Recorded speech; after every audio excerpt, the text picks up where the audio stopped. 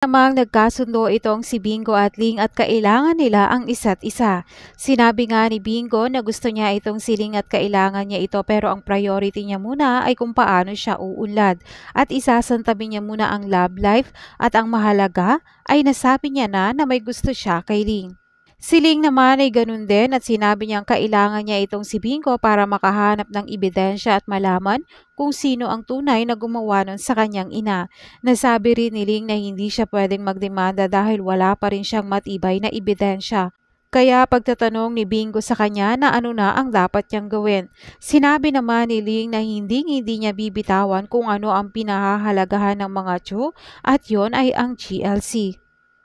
Samantala, matapang naman na sinabi ni Ling sa kanyang pamilya na walang sino man ang makakapigil sa kanya sa pagnonominate ng kanyang sarili sa GLC bilang COO.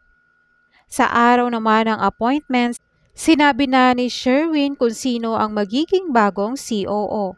Buong akala nga ni Bettina siya ang sasabihin ni Sherwin pero nagulat sila dahil ang gusto nitong i-appoint ay itong si Caroline. Hindi nga makapaniwala itong si Cindy na wala sa anak niya ang magiging COO. Gayunpaman matapos ang appointment nila, tumawag si Sherwin kay Annie at nasabi niyang okay na at siling ang bagong COO.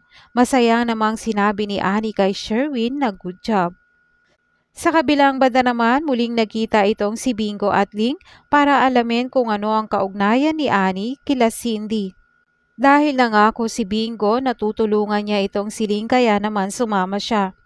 Nang ipapakilala na ni Ling itong si Bingo kay Annie, nagulat nga itong si Annie na kasama ni Ling itong si Bingo. Nang makita naman ni Bingo si Annie, pagtatanong niya agad na bakit siya umalis. Hindi naman magawa pang sabihin ni Annie ang totoo sa kanya dahil kasama niya itong si Ling at ayaw niya pang maging close sila ni Bingo dahil maaaring gamitin itong si Bingo nila Cindy. Dahil hindi pa magawang maipaliwanag ni Annie kay Bingo ang totoong nangyari noon, kaya masama naman ang loob ni Bingo sa kanya. Umiiyak nga itong si Bingo dahil buong akala niya ay talagang wala nang pakialam sa kanya ang ina. Dinamaya naman siya ni Ling at nalaman niya ni Ling na ito palang si Annie ang totoong ina ni Bingo. Samantala, muli na namang hawak nila balong itong si Pato at gagamitin nila si Pato para ma-corner itong si Ling. Kaya nang tumawag itong si Pato kay Caroline, naniwala siya na may importanteng sasabihin sa kanya si Pato at mag-isa lang siyang pumunta sa lugar na sinabi ni Pato sa kanya na magkikita sila. Pero ang totoo ay may masamang plano itong si Balong kay Ling. Yan ang dapat nating abangan bukas. Second by Milab.